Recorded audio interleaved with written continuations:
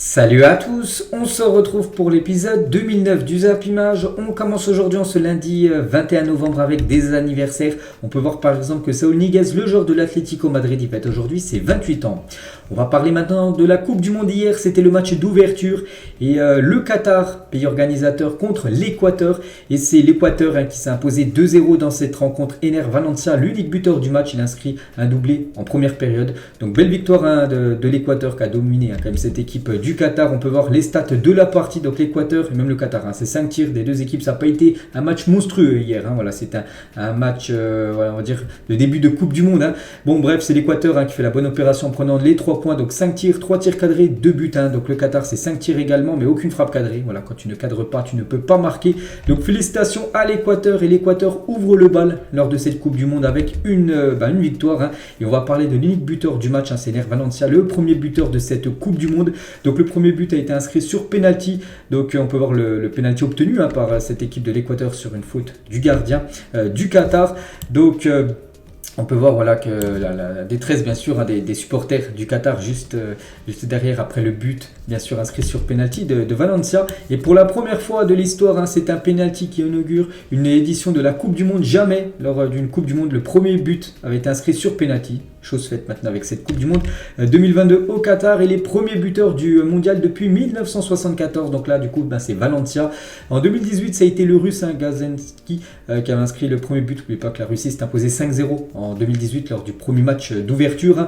Il y a eu un but contre son camp en 2014, ou par exemple Philippe Lam en 2006 avait été le premier buteur de la Coupe du Monde 2006 où l'équipe de France, souvenez-vous, avait atteint la finale.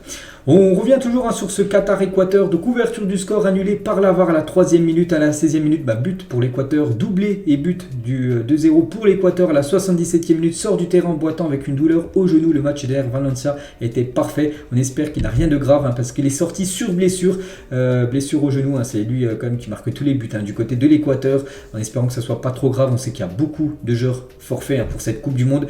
Donc voilà, il est sorti hier, donc on verra bien sûr, je vous dirai dans les prochains jours sa gravité de sa blessure. Et par rapport à son gros match, il a reçu le prix d'homme du match. Donc Ener Valencia avec son doublé, bien évidemment c'est lui logiquement qui reçoit ce prix. Il aurait même pu inscrire un triplé hier. Voici a priori le hors-jeu pour lequel le but de l'Équateur a été refusé. J'ai vu que ça a beaucoup fait parler sur les réseaux sociaux, parce qu'en gros il n'était pas hors-jeu, ce but il aurait dû être valable. Il y avait déjà des corruptions Qatar, FIFA, tout ça, mais non les gars, il y avait bien hors-jeu. Visiblement, c'est la position d'Estrada qui a conduit l'arbitre à siffler hors-jeu sur l'action du but refusé. Donc le but était bien invalide. Donc il était, en gros, les arbitres ont pris la bonne décision. Il n'était pas valable, on va dire, ce but inscrit au bout de 2 minutes de jeu. Et pour revenir les gars sur Ener Valencia, les gars, donc c'est quand même déjà sa 4e Coupe du Monde qu'il dispute. C'est énorme. Et 5 buts pour lui. Et c'est simple, il a inscrit les 5 derniers buts de l'Équateur en Coupe du Monde. Donc là les deux contre le Qatar en 2014, parce qu'en 2018 l'Équateur n'était pas qualifié. En 2014 il avait inscrit un doublé contre Honduras et un but aussi contre la Suisse. Donc voilà, pas mal quand même pour ce joueur. C'est le héros bien sûr, c'est le meilleur buteur de l'histoire de l'Équateur en Coupe du Monde bien évidemment, et légende de son pays. Donc Valencia a inscrit les 5 derniers buts de l'Équateur en Coupe du Monde. Seuls Eusebio, Paulo Rossi et Oleg Salenko ont réalisé une meilleure série avec 6 buts chacun, 6 buts d'affilée en Coupe du Monde. Donc voilà, pour vous montrer vraiment la performance XXL de Ener Valencia. Et ce joueur les gars, il évolue du côté du Fenerbahçe. Il a 33 ans, il a déjà claqué quand même 15 buts avec le Fenerbahçe cette saison. C'est énorme, toute compétition confondue. Il en a déjà 2 dans cette Coupe du Monde. Donc un attaquant vraiment, j'ai déjà entendu pas mal de fois bien sûr, je sais que c'est un très bon attaquant, et vraiment il fait un très bon début de saison, que ce soit avec son club ou avec bien sûr sa sélection de l'Équateur. Quelques photos toujours sur cette rencontre. On peut voir le magnifique rassemblement des joueurs équatoriens après leur but. Voilà vraiment la communion, bien sûr l'union de tous ces joueurs bien sûr de l'Équateur après les 2 buts et après surtout cette victoire. Donc voilà. Et l'Équateur les gars a inscrit autant de buts en 30 minutes face au Qatar que lors de ses 6 derniers matchs. Ils avaient beaucoup de mal à marquer des buts à cette équipe de l'Équateur lors des derniers matchs, par exemple les matchs amicaux, tout ça. Puis ils en ont marqué autant que sur les 6 dernières rencontres. Et un joueur aussi à surveiller les gars, le jeune ailier équatorien Gonzalo Plata, un jeune joueur de Valladolid, il a seulement 21 ans, il évolue du côté de la Liga, à suivre de très près dans ce mondial. Il a réalisé une belle performance hier contre l'équipe du Qatar. Et nous voulons de la bière. Hein. Quand les supporters équatoriens scandent leur message pour avoir de la bière dans les stades au Qatar, parce que vous savez que c'est interdit l'alcool du côté du Qatar pour cette Coupe du Monde. Donc voilà, les supporters équatoriens veulent de la bière, ils veulent boire un peu d'alcool lors de cette Coupe du Monde. Il y en a, ils ont trouvé la parade tout simplement. Donc cette personne a réussi à avoir une couverture, je sais pas, Coca-Cola, et il l'a mis sur une canette de bière. Et du coup, c'est passé, il a pu tout simplement rentrer dans le stade avec ça. Et toujours avec cette rencontre, les gars, donc tous les supporters de l'Équateur qui n'ont pas pu venir au Qatar, hein, parce que voilà, c'est un certain budget. Donc hier, c'était la fête dans les rues de l'Équateur après cette victoire, bien sûr, 2-0 en Coupe du Monde. Et côté Qatari, les gars, donc voilà, c'est leur Coupe du Monde, pays hôte, et ça commence pas là, donc officiel. Hein, donc un triste record pour eux. Hein. Le Qatar devient le premier pays hôte de l'histoire de la Coupe du Monde à s'incliner lors de son premier match dans la compétition. Jamais une équipe hôte, donc pays qui organise la Coupe du Monde, s'est incliné lors de la Coupe du Monde, lors du match d'ouverture, je vous dis. Donc voilà, chose faite. Hein. Par exemple, on peut voir qu'en 2018, c'est la Russie, je vous dis, s'est imposé 5-0 contre l'Arabie Saoudite. En 2014, c'était le Brésil qui s'est imposé 3-1 contre la Croatie. En 2010, il y a eu match nul entre l'Afrique du Sud, pays organisateur, et le Mexique, qui était, ces deux pays étaient dans le groupe de la France. Je me souviens, en 2006, l'Allemagne contre le Costa Rica. L'Allemagne s'est imposée 4-2 lors de sa Coupe du Monde. Donc voilà, défaite du Qatar. Quelques photos, bien sûr, de la détresse des joueurs qataris. Donc ce numéro 19, les gars, donc il s'appelle Almouez Ali, et donc il a cédé sa place à la 71e minute et n'a touché que 14 ballons. Hein, c'est très très peu, les gars, 14 ballons en 70 minutes de jeu. Donc c'est un ballon touché quasiment toutes les 6-7 minutes, hein, c'est très moyen. Donc c'est autant que le gardien équatorien. Donc la performance, on va dire, très moyenne de ce numéro 19 du Qatar. Et comme je l'ai dit tout à l'heure, le Qatar n'a pas cadré le moindre tir face à l'Équateur. C'est 5 tirs, mais aucune frappe cadrée. Donc quand tu ne cadres pas, tu ne peux pas marquer. En plus, là, ils ont joué contre une équipe, on va dire, peut-être à leur portée, l'Équateur. Même si l'Équateur, on savait qu'ils étaient quand même favoris pour cette compète. Il leur reste quand même le Sénégal et les Pays-Bas. Ce sera encore deux autres très gros morceaux. Donc j'espère pour eux qu'ils vont prendre moins un point lors de cette Coupe du Monde. Sinon, ça ferait 3 matchs, 3 défaites. Et bien sûr, ça serait une catastrophe pour ce pays. Et le sélectionneur du Qatar, après la défaite des siens face à l'Équateur, il a réagi. Il a dit, ça n'a pas été le match espéré. Je crois que nous étions loin de ce qu'on peut donner. Aujourd'hui, il y avait beaucoup de nervosité. Donc voilà, hein, bien sûr, ça a été, on va dire, un échec. Hein, enfin, la prestation surtout de l'équipe,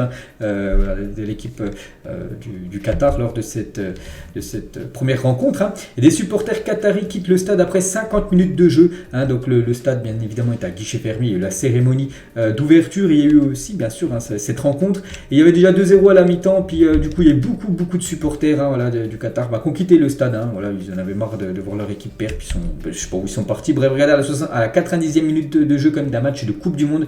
On peut voir quasiment que plus de la moitié des supporters quand même avaient quitté le stade, même avant le coup de sifflet final. Hein, donc ça, c'est pas trop des images qu'on aime voir, parce qu'on veut voir bien sûr des stades avec les gradins remplis, hein, jusqu'à la fin de match. Hein. Pourtant, il faisait une température très bonne. Hein, le match d'ouverture de la Coupe du Monde se jouera avec climatisation dans le stade. Hein, donc température ressentie à l'extérieur, il faisait 27 degrés à l'extérieur, hein, et à l'intérieur à peine 20 degrés par endroit. Donc voilà, bien sûr, ça c'est pas très bon, on va dire, pour la planète. Et vive le football, hein. Donc voilà le stade, bien sûr, et surtout l'avant-match. Hein. Voilà, alors bien sûr des hymnes, hein, où c'était magnifique, bien évidemment, on va reparler, hein, de la cérémonie d'ouverture. Et chaque spectateur du match d'ouverture, lors de ce match Équateur-Qatar, a eu le droit à quelques cadeaux. Donc voilà, un sac avec la mascotte, hein, avec un petit trophée. Voilà, chaque supporter a eu ça, hein, lors de cette rencontre hier.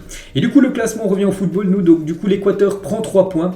Les Pays-Bas, Sénégal, le match, hein, c'est aujourd'hui à 17h. Et le Qatar, du coup, 0 points. Le Qatar déjà très mal parti, hein, pour se qualifier, parce que j'ai dit, il reste les Pays-Bas, le Sénégal à jouer, donc c'est très compliqué. Donc voilà, les gars, ce classement de ce groupe A actuellement. Et le programme aujourd'hui, bien évidemment, il y a encore de la Coupe du Monde. Donc à 14h là, l'Angleterre contre l'Iran, à 17h Sénégal contre les Pays-Bas, et ce soir à 20h sur TF1, ça sera les États-Unis contre Pays de Galles. Tous les matchs sont sur beIN Sport, hein. De toute façon, beIN Sport diffuse tous les matchs, et juste le match sur TF1 pour ceux qui habitent en France, les gars, ça sera ce États-Unis Pays de Galles, hein, ce soir sur TF1. Et sur mon compte Twitter, hein, n'hésitez pas à me suivre, les gars, sur Twitter, pour ceux qui veulent, hein, c'est BizBiz210, voilà, c'est qui veulent me suivre. Bref, je mettrai à chaque fois les pronostics Chaque jour, je vous montrerai qui part vainqueur, on va un gros qui est favori, on va dire. Donc, États-Unis contre Pays de Galles, ce serait plus les Gallois, en gros, là, qui ont un peu plus de votes. Hein. Sénégal, Pays-Bas serait un petit peu plus les Néerlandais. Et Angleterre, l'Angleterre, hein, voilà, contre l'Iran, il y a beaucoup qui voient bien sûr les Anglais s'imposer contre l'Iran cet après-midi. Tiens, on va parler de ce match Angleterre-Iran, les gars, avec Phil Foden, Sterling, hein, les deux pourraient peut-être commencer titulaire. Lui, bien sûr, commencera titulaire. Hein, c'est Harry Kane. Et Harry Kane est le capitaine, donc voilà, il commencera titulaire. Et avant ce match Angleterre-Iran, donc Harry Kane a confirmé qu'il portera le brassard arc-en-ciel pendant le match. Hein. Les Anglais mettront également un genou à terre avant la rencontre pour afficher leur opposition au racisme et aux discriminations. Et l'Anglais, les gars, Harry Kane, hein, devrait recevoir un carton jaune pour cela avec le brassard. Parce qu'en gros, ça a été interdit par la FIFA, voilà, ces brassards, on va dire arc-en-ciel. Donc il devrait normalement prendre un carton jaune en tout début de match, les gars. Au bout de 10 secondes de jeu, il devrait déjà prendre un jaune à cause de ce brassard qu'il devrait porter, qui est interdit par la FIFA. Il va quand même le porter. Donc voilà, petite info qu'on peut voir sur la sélection anglaise. Et concernant l'Iran, leur adversaire, n'oubliez pas que l'Iran avait été dans un énorme groupe en 2018. Ils avaient le Maroc, l'Espagne, le Portugal. Donc ils avaient gagné contre le Maroc 1-0. Hein. Ils avaient perdu contre l'Espagne 1-0. Ils avaient fait match nul contre le Portugal, un troisième de son groupe. Hein. Ils avaient quand même accroché le Portugal à cette équipe de l'Iran qui va affronter l'Angleterre là, à 14h cet après-midi.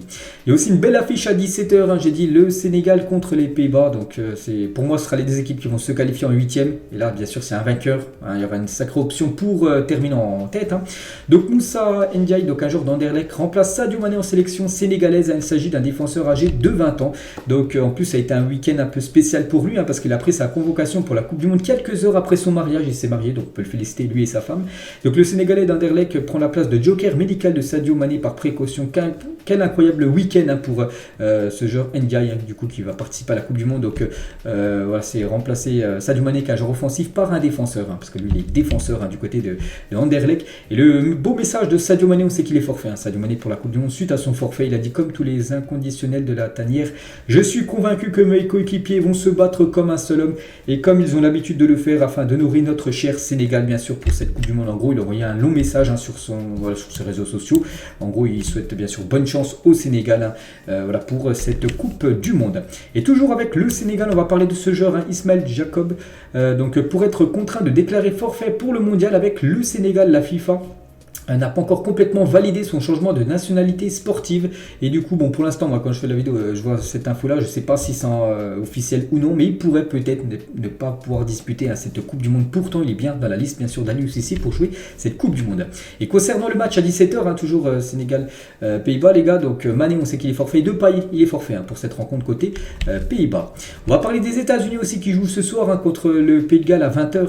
Et donc, ce soir, les États-Unis joueront leur premier match de Coupe du Monde en 3065 jours parce qu'ils n'avaient pas été qualifiés lors de la Coupe du Monde 2018. La dernière Coupe du Monde qu'ils ont participé, c'était au Brésil en 2014. Donc ça fait plus de 3065 jours exactement qu'ils n'ont pas participé à la Coupe du Monde. Et le joueur de la Juventus, Weston McKennie, il gagne une coupe de cheveux aux couleurs des États-Unis pour cette rencontre ce soir. On peut voir Gio Reyna, on peut voir aussi Pulisic. Voilà, tous les joueurs bien sûr américains avant cette rencontre ce soir contre les Gallois. Et n'oubliez pas tous les autres groupes, bien sûr. Je parlerai jour après jour. De toute façon, on parle que de la Coupe du Monde maintenant, vu qu'on est en pleine période de Coupe du Monde. On revient les gars sur la cérémonie d'ouverture hier avant ce match Qatar-Équateur. Donc elle a été sublime, Voilà, le Qatar, les gars, on sait que c'est un pays qui a beaucoup d'argent, ils ont vraiment envoyé les moyens vraiment pour faire une cérémonie XXL, on peut dire. Donc voilà, c'était tout simplement magnifique.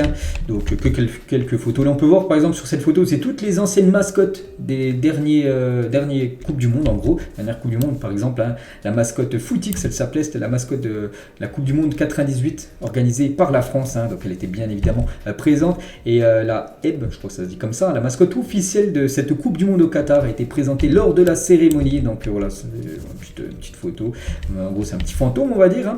Et c'est la fin de cette cérémonie qui a été magnifique. Voilà, on va pas se cacher. En plus, il y avait eu un magnifique feu d'artifice. Voilà, vraiment, ils ont fait les choses en grand. Le Qatar, voilà, ils ont fait beaucoup de choses. Puis voilà, ça a été, il faut l'avouer, sublime, bien sûr, cette cérémonie d'ouverture. Et le trophée, bien sûr, le trophée que tant d'équipes qu'on voit. Donc ça a été Marcel Desailly, les gars, l'ancien joueur de l'équipe de France, qui l'a présenté ce trophée de la Coupe du Monde. Là, c'est le trophée original. N'oubliez pas que chaque sélection, comme la France, ils ont pu avoir le trophée, mais c'est une imitation. Vraiment, le vrai trophée, c'est celui-là, les gars. Il reste quelques. La France l'avait eu en 2018, quelques heures après le match, c'est tout. Puis après, voilà, la FIFA l'avait récupéré. Ça, c'est le vrai trophée de la Coupe du Monde, avec énormément de kilos d'or, voilà, dans ce trophée, en gros. Donc voilà, Desailly, les gars, qui l'a présenté. N'oubliez pas qu'il a déjà remporté, lui, en 1998 avec les Bleus. Donc voilà, qui remportera ce trophée? Réponse, bien sûr, le 18 décembre prochain. Et on va parler de cette finale. Et Maître Gims annonce qu'il se produira sur scène lors de la finale de la Coupe du Monde en marge de la cérémonie de clôture. Pour rappel, le chanteur est l'un des interprètes de l'une des chansons officielles du mondial. Donc voilà, les gars, tout est dit. Lors de la cérémonie de finition, en gros, que sera fini la Coupe du Monde, Maître Gims chantera une chanson. Infantino, le président de la FIFA, il a dit: bienvenue à la Coupe du Monde au Qatar en 2022. Le football uni, le monde est maintenant, accueillons les équipes et que le spectacle commence. Il a dit ça, bien sûr, lors de la cérémonie d'ouverture hier. Et Tamim bin Hamad, le président du Qatar, ce qui a organisé, on va dire, cette Coupe du Monde, il a dit: après des efforts continus et un travail acharné de 12 ans, nous assistons aujourd'hui avec fierté au lancement de la Coupe du Monde. Nous accueillons nos invités du monde entier. Souhaitons bonne chance à toutes les équipes et aux fans de passer de beaux moments actuellement du côté du Qatar pour regardez bien sûr cette Coupe du Monde. On va parler nous maintenant de l'équipe de France et la une aujourd'hui en ce lundi 21 novembre. De l'équipe, donc ça parle bien sûr de l'équipe de France et ça parle de Kylian Mbappé. La France, Kylian en une aujourd'hui après une cascade de forfaits, notamment celui samedi de Karim Benzema qu'on va parler là dans quelques secondes. Les Bleus comptent beaucoup sur Kylian Mbappé pour leur redonner le sourire et la victoire. C'est vrai que il y avait quelques cadres vraiment en attaque, l'équipe de France, il y avait Benzema, Mbappé, mais maintenant avec le forfait, on va dire, de Benzema, c'est vraiment Mbappé, vraiment tous les regards sur Mbappé pour l'attaque, on va dire, de l'équipe de France. Et Giroud, il a dit sur Téléfoot hier, par rapport à 2018, il a plus d'expérience, il a un certain statut, et donc on compte beaucoup sur lui. Voilà, sur Kylian Mbappé, c'est vrai que c'était la révélation en 2018, voilà, il y en a qui le connaissaient, mais bon, voilà, c'était encore un point d'interrogation, est-ce qu'il allait performer lors d'une grande compétition? Il a performé en 2018, donc maintenant on attend beaucoup pour Kylian Mbappé, qui est pourtant jeune, il a seulement 23 ans, mais maintenant voilà, c'est un cadre bien sûr des Bleus, on espère qu'il fasse une grande Coupe du Monde, Kylian Mbappé. Et Deschamps, les gars, sur Kylian, donc il fait partie des meilleurs attaquants au niveau mondial, il attend cette Coupe du Monde, il est prêt, comme l'ensemble du groupe, on espère tout simplement que tous les joueurs de l'équipe de France soient prêts, et surtout Kylian Mbappé qui marque beaucoup de buts, on espère. Et nous on revient sur Karim Benzema. J'ai fait une vidéo hier soir, les gars, sur Benzema. On va revenir sur quelques autres infos sur Benzema qui sera pas là, c'est officiel, il est forfait. Benzema, un mondial sans Benzema, une journal A, ça c'était hier dimanche en Espagne. Et Benzema sur Instagram, il a dit: de ma vie je n'ai jamais abandonné, mais ce soir il faut que je pense à l'équipe comme je l'ai toujours fait, alors la raison me dit de laisser la place à quelqu'un qui pourra aider notre groupe à faire une belle Coupe du Monde. Donc voilà, c'est sur son compte Instagram qu'il a mis ça. Karim Benzema, bien évidemment, très déçu, dépité, on peut le comprendre, lui qui arrive en plus avec ce statut de meilleur joueur au monde, il a disputé la Coupe du Monde et du coup il a dû annoncer son forfait, donc actuellement il est même plus au Qatar, il est retourné du côté de Madrid chez lui pour avoir des soins, donc on souhaite déjà bien sûr un très bon rétablissement à Karim. Et Deschamps, il a dit: je suis extrêmement triste pour Karim qui avait fait de cette Coupe du Monde un objectif majeur, malgré ce nouveau coup dur pour l'équipe de France, j'ai toute confiance en mon groupe, nous allons tout faire pour relever l'immense défi qui nous attend, bien sûr, voilà ce qu'il a pu dire, parce que c'est vrai que l'équipe de France, les gars, peut-être maudite, c'est vrai qu'il y a eu beaucoup de joueurs forfaits ces derniers temps. Benzema le dernier, il y a eu Mac Mignon et Kimpembe, il y a eu Nkunku aussi qui a été blessé lors de l'entraînement, Kanté, Pogba on sait aussi, donc c'est quasiment pour moi que des joueurs cadres, même si Mike Mignon, on va dire c'est pas un cadre parce qu'il y a quand même Hugo Lloris, Mike Mignon c'est quand même l'avenir de l'équipe de France, et voilà, pour moi ça a été quasiment que des titulaires à part peut-être Nkunku, donc voilà, c'est un énorme coup dur bien sûr pour les Bleus quand même, qui se privent d'énormes joueurs cadres, des joueurs avec beaucoup d'expérience pour la Coupe du Monde, et on pense fort bien sûr à Christopher et Karim. Petite info juste sur Christopher Nkunku, et c'est officiel, on sait maintenant la nature de sa blessure. Il souffre d'une rupture du ligament externe du genou gauche, donc là on parle de quasiment 2-3 mois d'indisponibilité, donc c'est un gros coup dur pour les Bleus, aussi pour le RB Leipzig, parce que c'est le joueur star bien sûr du côté de Leipzig. Pour revenir les gars sur Benzema, donc choc en France, la une du journal Bild, en Allemagne, bien sûr, voilà, parce que voilà, c'est un énorme coup dur pour nous Français. Et en Allemagne, voilà, ou même dans tous les autres pays, tout le monde est un peu déçu bien sûr que Benzema ne soit pas là, donc choc en France, voilà, pour ce journal allemand. Et Tiens, pour parler de l'Allemagne, les gars, le dernier match de Coupe du Monde de la carrière de Benzema aurait été célèbre France-Allemagne. C'était en 2014, ça qu'il n'a jamais rejoué. Il n'avait pas été là en 2018. Là, il ne va pas participer à cette Coupe du Monde. Donc, on ne sait pas s'il sera là. Dans 4 ans, il aura 38 ans. Benzema, est-ce qu'il sera là pour la prochaine Coupe du Monde? C'est pas sûr. Donc, voilà, c'est triste quand même. Benzema en Coupe du Monde. Il aurait pu avoir une magnifique carrière. Si Deschamps, par exemple, l'aura appelé en 2018. C'est bon, on va pas revenir sur le débat, mais vraiment, c'est très triste, on va dire, ce qui arrive pour Karim Benzema. Et le vainqueur du Ballon d'Or était présent à chaque Coupe du Monde depuis 1982. Il fallait que ça tombe sur Karim Benzema, qui soit forfait pour cette Coupe du Monde. Et c'est Karim Benzema lui-même qui a décidé de prendre une décision rapide afin que Didier Deschamps puisse choisir un remplaçant rapidement. Donc c'est pour ça qu'il a pris la décision très rapidement, voilà, de dire à Deschamps, voilà, je ne serai pas apte pour cette Coupe du Monde, prends quelqu'un d'autre tout simplement. Et voilà, et du coup on a appris hier sur Téléfoot, les gars, que Benzema ne sera pas remplacé. Du coup voilà, Deschamps avait l'opportunité, il a toujours l'opportunité jusqu'à ce soir, vraiment il a encore jusqu'à ce soir 20h pour prendre un joueur, mais normalement il va prendre personne, ce qu'il a dit hier de ses propres mots, il va pas être remplacé. Pourtant un Moussa Diaby, un Terrier, un Wissam Ben Yedder aurait pu être le bienvenu en équipe de France pour compléter l'équipe. Non, il va prendre personne. Bon, ça c'est un point d'interrogation pour Didier Deschamps. Bon, il fait ce qu'il veut, bref. Et Camavinga sur le forfait de Benzema, parce qu'elle a eu Camavinga joueur avec Benzema en équipe de France et aussi au Real Madrid, il a dit, je l'ai eu après par message, il était dépité de ne pas pouvoir disputer cette compétition. C'est un énorme coup dur. Nous on a beaucoup de bons joueurs et on va se battre pour tous ceux qui n'ont pas eu la chance de venir. Donc voilà ce qu'il dit en gros, qu'il est dépité. Karim Benzema, bien sûr, il est très il doit être marqué bien sûr mentalement, physiquement. Donc on envoie beaucoup de force bien sûr à Karim. Et Nasri, il a dit, on n'avait pas forcément besoin de Benzema pour les poules, c'est un joueur qui te fait franchir un palier et donc on avait besoin pour les matchs à élimination directe. Il ne fallait pas le pousser en gros, il ne fallait pas le faire entraîner comme les entraînements qu'il a eu lors des derniers jours. Donc voilà ce qu'il dit Nasri, peut-être un pic envoyé tout simplement à Didier Deschamps par rapport à la gestion du cas Karim Benzema. Camavinga, les gars, aussi ne s'entraîne pas avec le reste du groupe, c'était hier, il ne s'est pas entraîné, il est préservé à cause d'une petite gêne, dont des fois voilà, c'est marqué petite gêne, il n'y a pas de souci, tout ça. Puis en fait voilà, ça va vers un forfait, Nkunku, il n'y avait pas trop de soucis à se faire, du coup il a été forfait. Gaïa, les gars, genre espagnol, il n'y avait pas trop de soucis à se faire, il a une petite gêne, du coup il a été forfait. Donc attention les gars, Camavinga aussi qui a une petite gêne, il ne s'est pas entraîné, en espérant que ça ne soit pas trop grave pour Eduardo Camavinga. Concernant Varane, les gars, lui sera disponible pour affronter l'Australie mardi, annonce Didier Deschamps. Quelques photos de l'entraînement de l'équipe de France, les gars, dans ce match demain soir contre l'équipe de l'Australie. Donc on peut voir beaucoup de sourires, mais on peut voir voilà, comme des visages de joueurs qui s'entraînent énormément bien sûr pour faire une très bonne Coupe du Monde. Pour moi, une bonne Coupe du Monde pour l'équipe de France, ce serait au moins d'aller jusqu'en demi-finale. Bon, la gagner, ce serait magnifique. Mais voilà, sortir des poules, éliminer des poules, ce serait une catastrophe. 8e, la France doit aller plus loin, les gars. On a quand même ce statut de champion du monde. La France doit viser au moins le dernier carré, bien sûr, de cette Coupe du Monde. Quelques photos, tiens, la Coupe du Monde commence enfin demain pour l'équipe de France, vu que demain soir c'est le premier match des Bleus.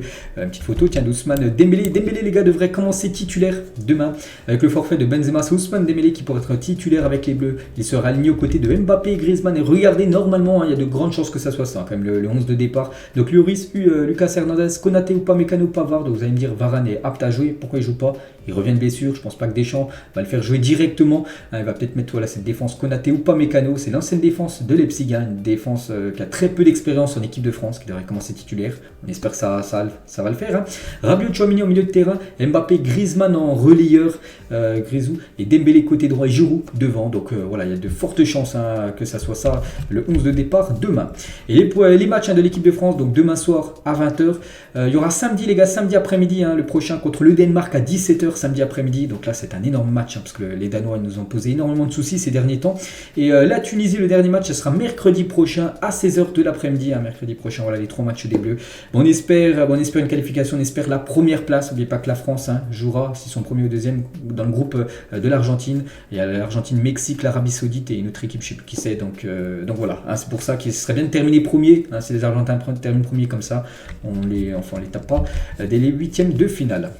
Et officiel, les gars, concernant le match demain, ça sera le Sud-Africain Victor Gomez qui sera au sifflet, au sifflet demain tout simplement. Donc il avait arbitré la finale de la CAN 2022 entre l'Égypte et le Sénégal. C'est lui demain qui arbitrera le match entre l'équipe de France et l'équipe de l'Australie. Et toujours avec la France, les gars, il faut casser cette malédiction. On sait que depuis 2006, l'Italie championne du monde, 2010, l'Italie éliminée en poule.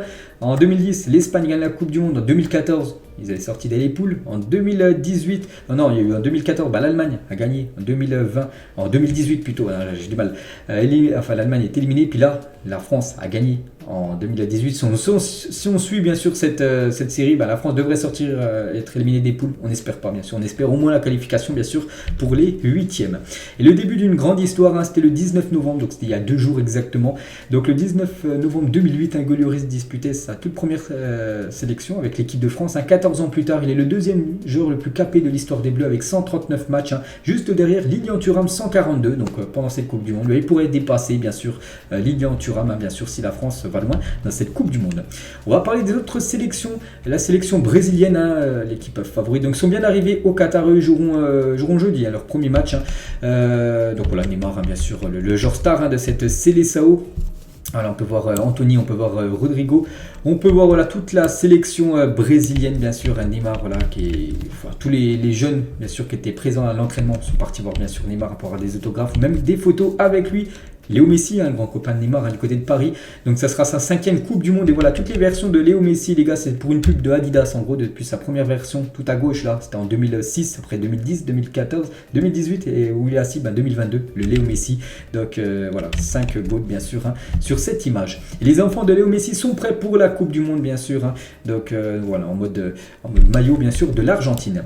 Une équipe, les gars, je pense qu'il va falloir prendre très au sérieux, c'est l'équipe du Portugal. Pour moi, le Portugal, les gars, peut faire vraiment une très belle Coupe du Monde et pourquoi pas même remporter cette compétition.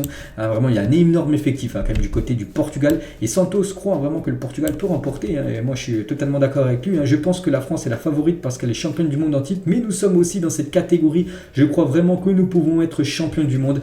Il n'a pas tort, Fernando Santos. On verra bien sûr ce que va donner le Portugal lors de cette Coupe du Monde. La Mannschaft, l'Allemagne, ils ont déçu en 2020, mais bon, l'Allemagne reste quand même une équipe qui a gagné 4 fois la Coupe du Monde et ça reste toujours une équipe dure à manœuvrer, donc sont peut-être pas favoris, mais voilà, c'est des gros outsiders quand même cette sélection allemande. Et voilà, la nouvelle coupe de cheveux de Serge Gnabry, les gars, coupe de cheveux exprès, on va dire pour la Coupe du Monde. Concernant la Belgique, les gars, la Belgique jouera, je crois que c'est mercredi pour les Belges. Et la blessure de Lukaku ne s'améliore pas et il est forfait, je crois que même c'est officiel.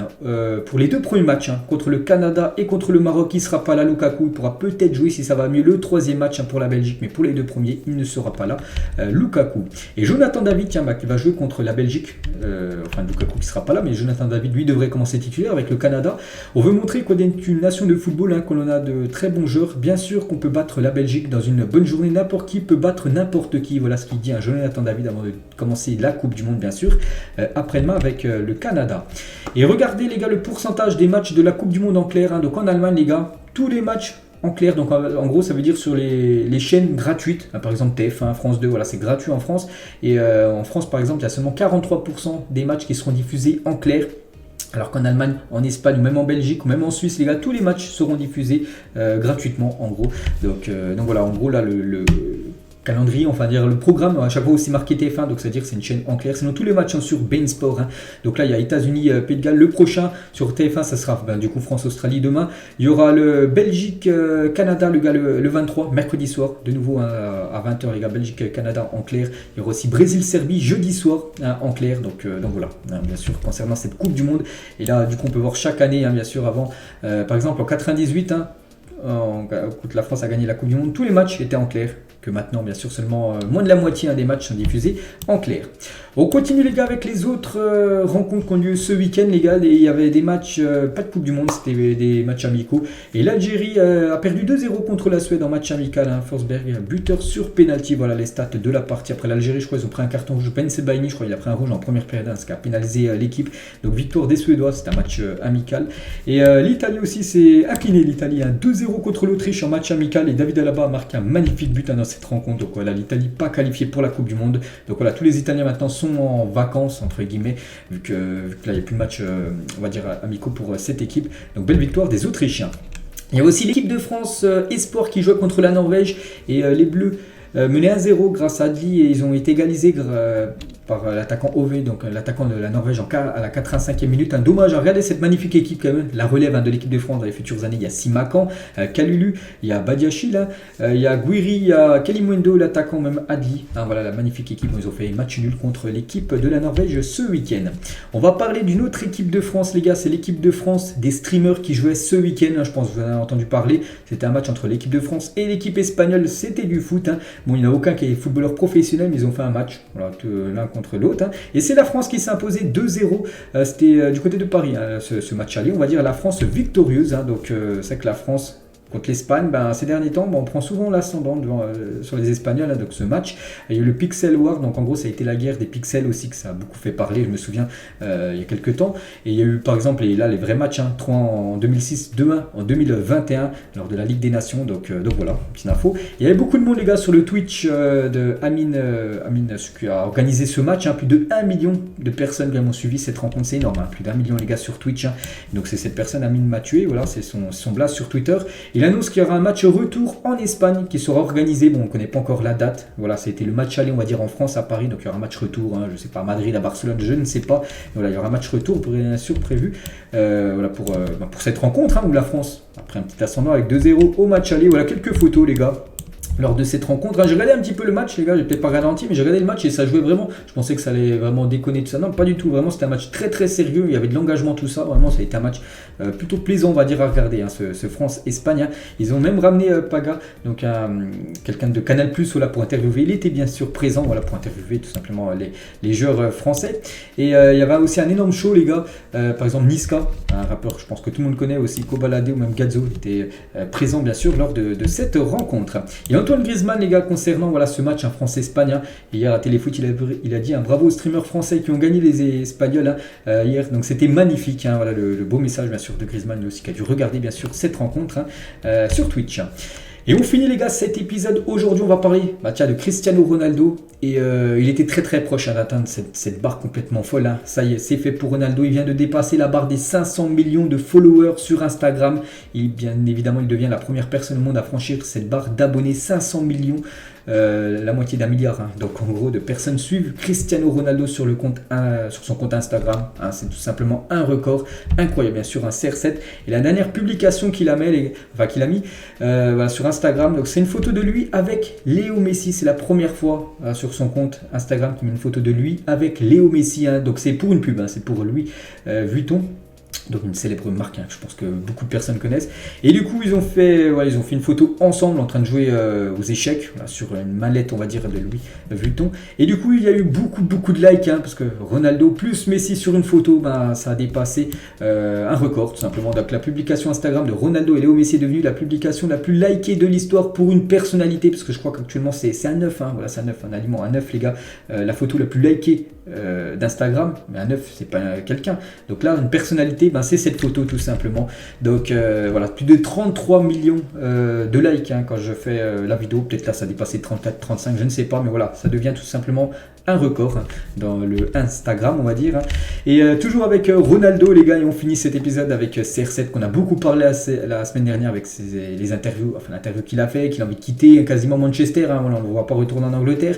Et Ronaldo s'est offert au Real Madrid pour un contrat de 6 mois pour pallier la blessure de Karim Benzema. Donc voilà, ce serait lui-même offert au Real parce qu'il sait que Karim Benzema est forfait, on ne sait pas pendant combien de temps. Et du coup, voilà, peut-être Cristiano Ronaldo de retour du côté du Real Madrid pour les 6 derniers mois. À partir de janvier jusqu'à juin. Incroyable. Incroyable vraiment si ça arrive. Après dans le foot, on sait que tout peut arriver. On verra les gars. Ça sera quoi l'issue de cette demande de CR7. Donc voilà les gars, la fin de cet épisode. Bon, long épisode, mais il y avait énormément de choses à dire. Donc on se retrouve demain les gars. Bien sûr, on va parler de toutes les rencontres du jour. Et aussi, on va commencer à parler de l'équipe de France contre l'Australie demain soir. Et moi je vous laisse, bonne journée à vous et à demain.